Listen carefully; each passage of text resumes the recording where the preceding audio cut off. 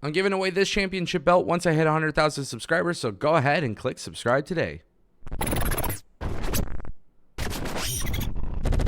Welcome back to the Angle Show. I, of course, am Angle. I want to kick things off with some WWE news before we get to some major AEW stuff. Becky Lynch was reportedly injured. She needed a ton of stitches after her match with Tiffany Stratton. I didn't do a live review of WWE NXT No Mercy, but trust me, I really enjoyed the show. It was a really good main event match between Tiffany Stratton and Becky Lynch. And, some people were criticizing it. Oh, there was some rough spots, whatever. But, guys, it's an Extreme Rules match, right?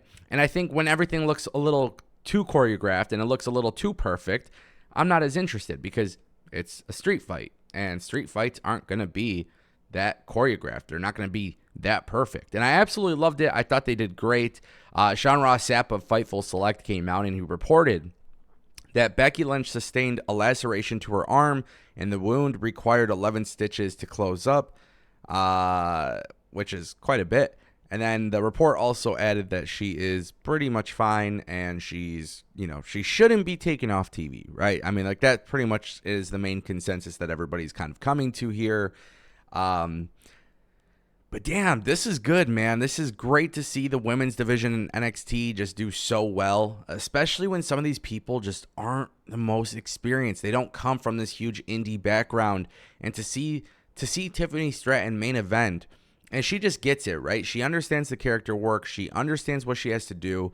She is like the heel, but people love Tiffany Stratton, and she does a really good job of delivering that from a character perspective. And then of course Becky Lynch is just on top of the world. Everybody loves Becky Lynch, and just a really, really good match. And look, when I see a match like this main event, especially following Ilya Dragunov and Carmelo Hayes, that's a very difficult task. That was a very ballsy move to Shawn Michaels and Matt Bloom and everybody who made that decision in WWE NXT to have the women main event over Carmelo and Ilya Dragunov. That's risky. And it has a lot to do with the fact that Carmelo Hayes and Ilya Dragunov may have had match of the year. Just an absolute banger with intensity and just so much great stuff there. And then to have Becky Lynch and Tiffany Stratton follow that, you never know how the crowd is going to respond, and the crowd was enjoying it. Glad to hear that Becky is okay. Not shocked to see that, they got bloodied up and they got bruised up, bloodied up, and obviously Becky getting stitched up. It's a good thing. It sucks, right? But it's a good thing to see that these women went out there and really put their best foot forward. And I feel like they delivered a hell of a match. Guys, Miro is getting people talking today. So Sean Ross Sapp of Fightful reported that Miro and Hobbs were not actually supposed to be on AEW All In. With that being said, it was reported that Miro basically went and plead with Tony Khan.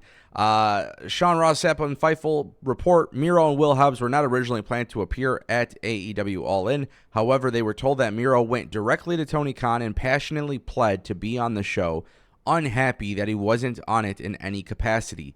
A compromise was made to have the contract signing element added. Keep in mind, Miro is not also on Wrestle Dream. Miro is I love this guy. I think he's a hell of a talent.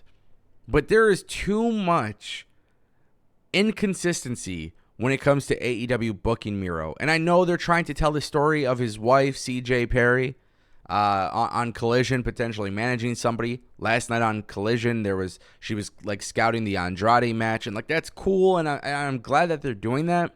But this is a guy that they brought into the company with a very lame-ass gimmick. And I'm sorry, but I thought the gimmick was terrible. The whole video game thing was just not what I envisioned for Miro. And then he eventually changes it up and becomes the Redeemer. And when he becomes the Redeemer, it's okay, this is what WWE dropped the ball on. This is what WWE fumbled, because this right here speaks volumes.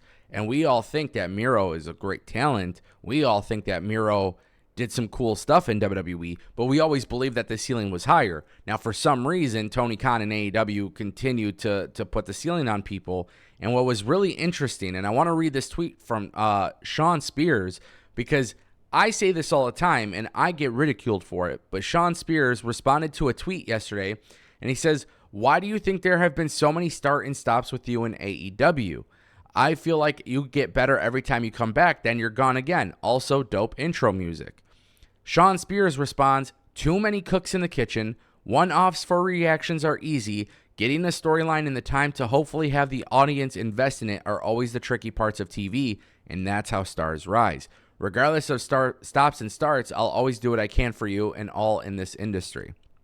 Now, this is in regards to Sean Spears being pushed, start and stop, but this is the truth. This is what is happening to literally every single person that gets on TV, and that's a problem, and I think that's where the frustration comes from, and I can understand why Miro was not happy with AEW not being put on All In, because it's not like this guy is a nobody, and it's not like this guy isn't capable of having great stories, and I think this is the issue. AEW has a lot of people on their roster, and they're trying to push their favorites, and they're trying to push the people they want, and I'm sure they're looking at business analytics as well when it comes to pushing them, but they bring people in, they sign them to these long contracts, they don't release people.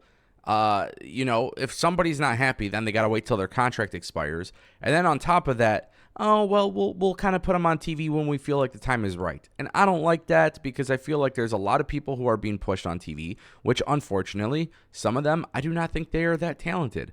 And it's not, and you guys know, I don't talk about wrestlers on a personal level, so I'm not dropping names, but there's just certain people where they don't connect with me. Their characters, they're not killing it with their characters and their progression, but they're on TV. And then there's people who I see like Andrade and Miro and Wardlow and Malachi Black, and they might be on TV sometimes, but they're never really given that boost to do more.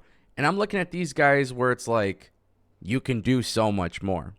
Guys, Sami Callihan, is he coming to AEW? Well, apparently Jon Moxley is trying to do so. Again, Sean Ross Sapp keeping the fire reports coming. He says that there doesn't appear to be any ill will towards the two sides between Sami Callihan and Impact. It was just a simple case of them not reaching a new deal. The report added that Callihan has had people pushing for him within AEW, namely Jon Moxley, who has long maintained a great relationship with him. His name has also been tossed around in producer roles for other companies. We talked about that the other day. But look, Sami Callihan, he's experienced. He used to work for WWE NXT as Solomon Crow. WWE dropped the ball. He goes to Impact Wrestling and absolutely kills it in Impact Wrestling. I'm going to have a lot of people here in the comments try to drag down Impact Wrestling. But when Sami Callihan was world champion in Impact Wrestling, things were freaking awesome at a time where Impact was really struggling with just so much stuff backstage going on. Now as time has gone on, Sami Callihan got injured. He comes back, and this guy is still very good.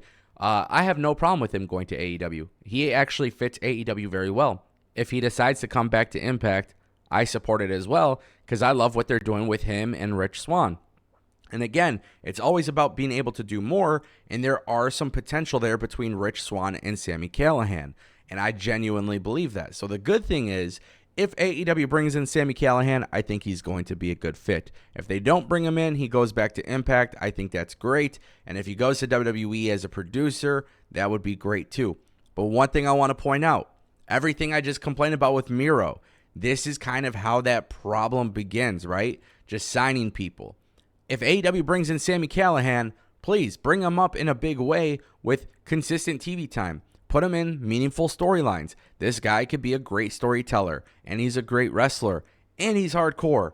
You literally get best of all the worlds that will satisfy everybody. So why not just do it? Let me know what you guys think. Don't forget, I'm giving away this championship belt at 100K, and I'll see you next time.